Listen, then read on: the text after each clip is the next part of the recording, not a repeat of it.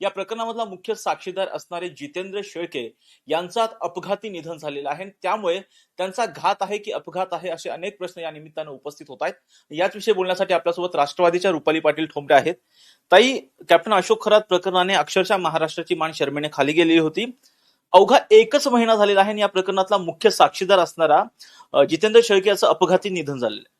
नाही, जितेंद्र शेळके हे साक्षीदार नव्हते. ते त्या बंधूबाबाच्या प्रकरणामध्ये बंधूबाबा यांची जी एक संस्था आहे शिवनिका म्हणून, त्याच्यावरचे ते ट्रस्टी आणि उपाध्यक्ष होते.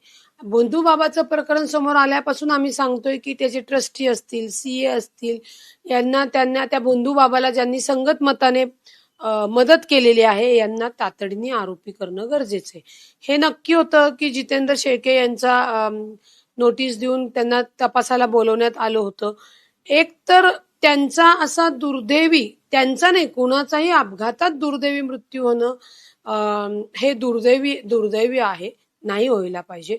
परंतु याच्यामध्ये बंधूबाबाची पाळंमुळं जी काही पसरलेली आहे, जी काही बेनामी मालमत्ता आहे, अनेक प्रकरण आहे की जो बंधूबाबा आणि त्याच्या बरोबरचे जे काही राज्य महिला आयोगाच्या ज्या माजी अध्यक्ष आहेत यांनी संपूर्ण राजकारणातील सत्ताधारीतल्या लोकांना सुद्धा त्याच्यामध्ये दर्शनासाठी बोलवून किंवा त्यांच्या त्या निमित्ताने कामं करून घेतलेली आपल्याला दिसतात.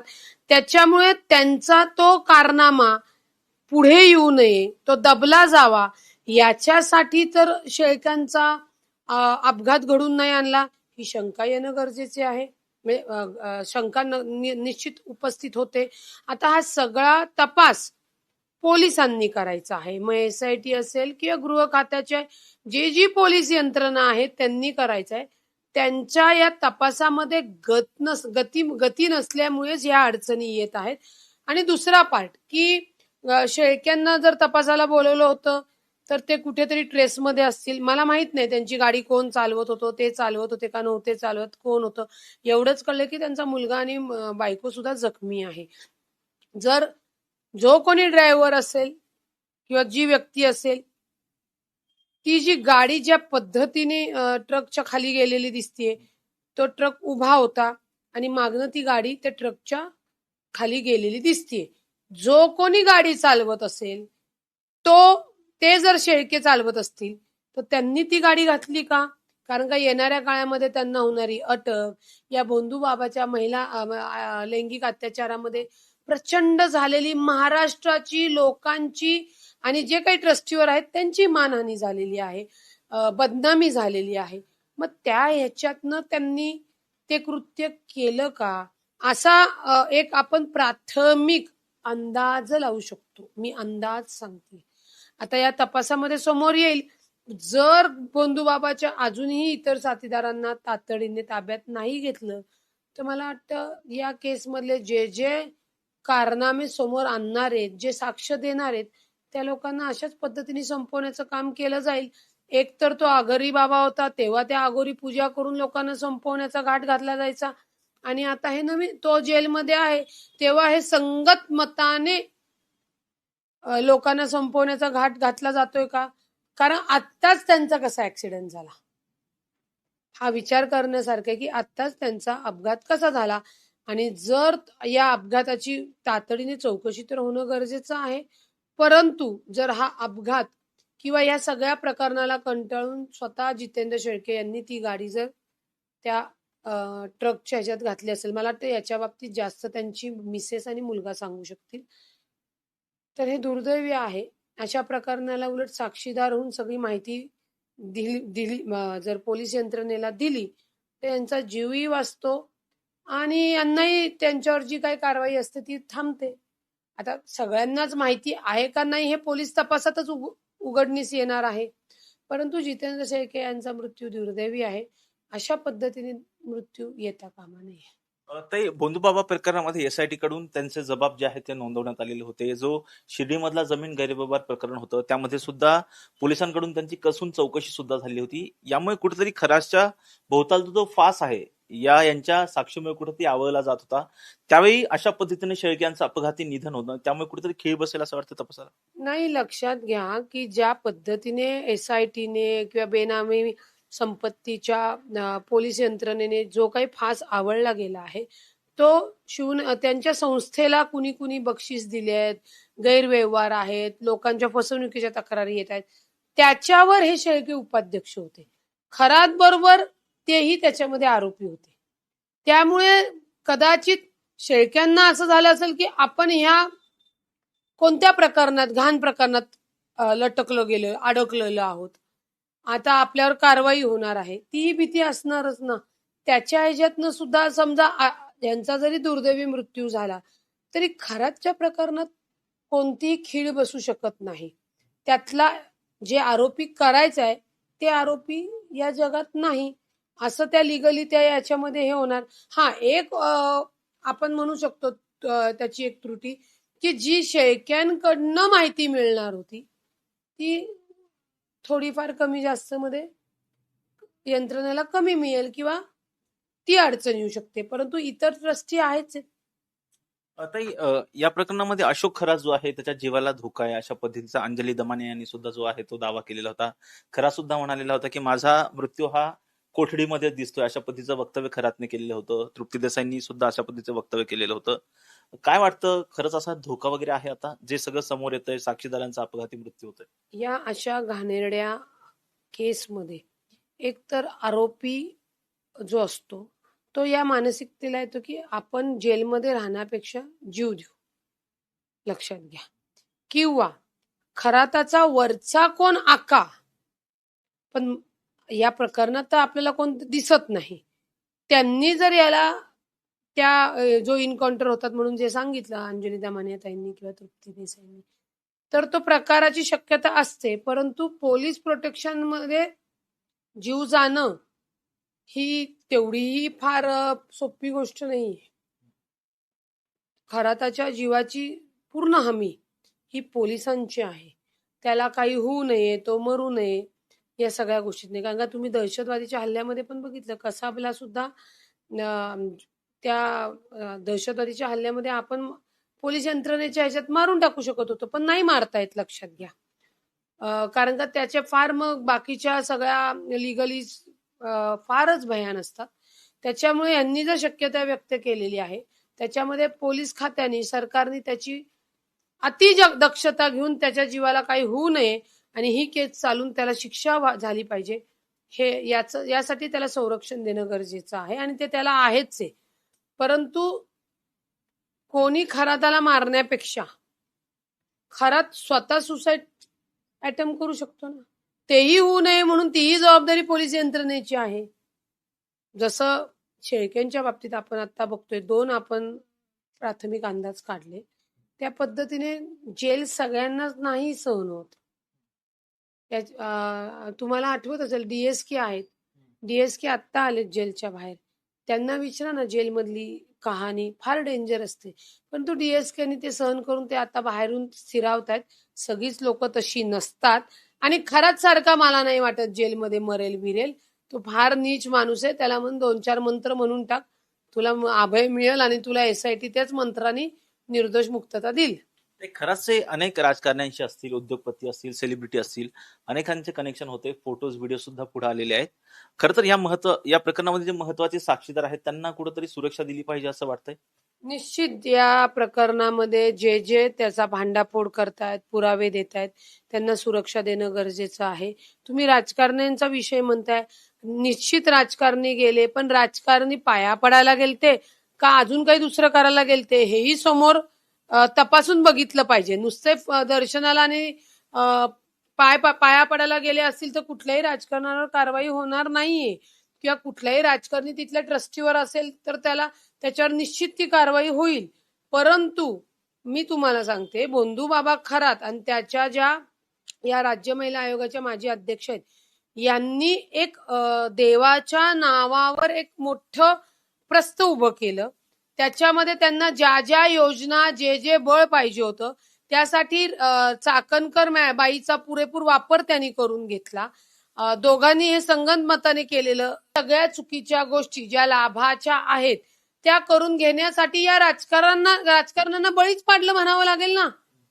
जर राजकारण्यांनी गैरवर्तणूक गैरकायदेशीर पद्धतीने कामकाज केले असेल तर निश्चित राजकारण्यांवर कारवाई होणार. आणि जर तसं नसेल तर त्यांच्यावर कारवाई होणार नाही. त्यांनी घाबरण्याचं कारण नाहीये. म्हणजे त्या स्वतः फक्त तिथं शंकराची पिंड आहे भक्तेत म्हणून गेले असतील तर त्यांच्यावर कारवाई नाही होणार. परंतु त्यांनी पाया पडताना नंतर जर त्यांना पाणी देणं बेकायदेशीरपणे किंवा लाभाची सगळी त्यांना त्या सुविधा देणं तर त्यांच्यावर कारवाई निश्चित होणार आहे. बरं, त्यांना घेऊन जाणाऱ्या कोण आहेत? मॅक्झिमम तर कळतं चाकणकर मॅडमच घेऊन गेलेले आहेत. कारण का चाकणकर मॅडम राजकारणात येऊन ज्याला त्याला तिकडं दर्शनासाठी नेऊन आणि मग हे ते मिळालेलं सावज चांगल्या पद्धतीने गुंतून अडकून हा त्यांचा सगळा डोलारा उभा केलेला दिसतोय. नाही, चाकणकरांचं जर पाहिलं तर चाकणकरांवरती अनेक आरोप झाले, परंतु एसआयटी कडून त्यांची चौकशी झाली नाही. ते म्हणतायत की माझ्यावरती आरोप केले ते काही पुरावे देऊ शकलेले नाहीत. एक लक्षात घ्या, एक तर चाकणकर बाई संविधान पदावर होती आणि मी अत्यंत जबाबदारीने सांगते त्यांना कायदा कळत नाही.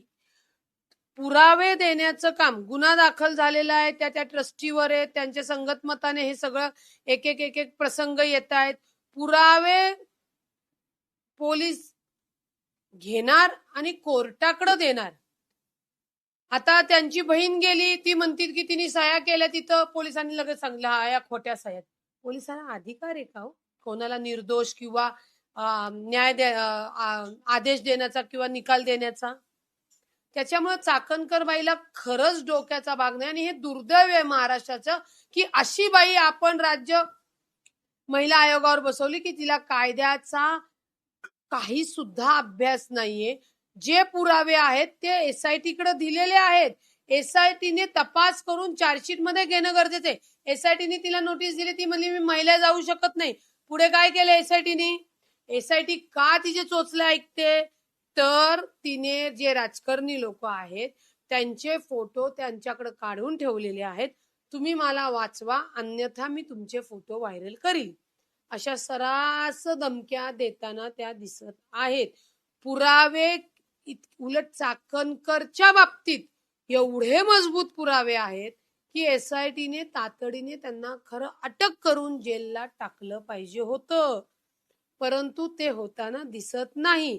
बर, त्या तिची बहीण समता पतसंस्थेमध्ये अकाउंट काढतात. अकाउंट काढून नॉमिनी कोण ठेवतं? खरात. काय संबंध? माझ्या खात्याला मी तुम्हाला का भाऊ नॉमिनी ठेवू? का ठेवू? जर तुमचं माझं बहीण भावाचं नाते किंवा इतर काही नाते, मी तुम्हाला नॉमिनी ठेवले म्हणजे तुमचं आणि माझं गूढ संबंध आहेत काहीतरी. त्याच्याशिवाय कोणी नॉमिनी ठेवत नाही, हे तुम्ही लक्षात घ्या. आणि हे त्या बाईला कळत नाहीये. चाकणकरला तिला वाटते मला माझे हुस्न के जलवे पे मैं सबको अभी ताल पे नचाऊंगी. आणि आधी तर खराच बाबा होता, तिला वाटायचं मंत्र म्हणलं की झालं आपलं काम. म्हणजे हे तुम्हाला माझं बोलणं असं हे वाटत असेल, पण ही सत्यता आहे. गुन्ह्यातली सत्यता, गुन्ह्यातली परिस्थिती ही लोकांना कळली पाहिजे ना. चाकणकरांची बहीण असं म्हणतात की आम्हाला पोलिसांनी बोलवलेलं नव्हतं, आम्ही पोलिसांना सहकार्य करण्यासाठी त्या ठिकाणी आलेलो होतो, आम्हाला आमच्या खात्यांच्या बाबतीमध्ये काहीच माहिती नाही. मला एक सांगा ना, आता तुम्हीच आम्हाला प्रश्न विचारलाय, ही स्वतःहून का जाऊ शकेल? तिच्या पोलिसांची नोटीस आहे अंजली दमाने यांनी दाखवली ना तुम्हाला. म्हणजे त्यांना तेवढीही अक्कल नाहीये की आपण मीडिया समोर काय बोलतोय. आता केवायसी करताना आपला पॅन कार्ड, आधार, ठीक आहे, पहिलं खातं आपण असं समजू प्रतिभा चाकणकर या खूप चांगल्या व्यक्ती आहेत आणि त्यांचं खातं खरातनी त्यांना फसवून काढलं, मान्य करू आपण काही वेळापर्यंत मान्य. जेव्हा सतत केवायसी होते, आता सध्या वर्षांनी 6-6 महिन्यांनी केवायसी होते, तेव्हा काय लागतं? पॅन कार्ड, आधार कार्ड आणि फिंगरप्रिंट्स. मग ते काय तुझे फिंगरप्रिंट्स काय त्यांनी काय अंगठा तुझा कापून घेतला होता का बाई?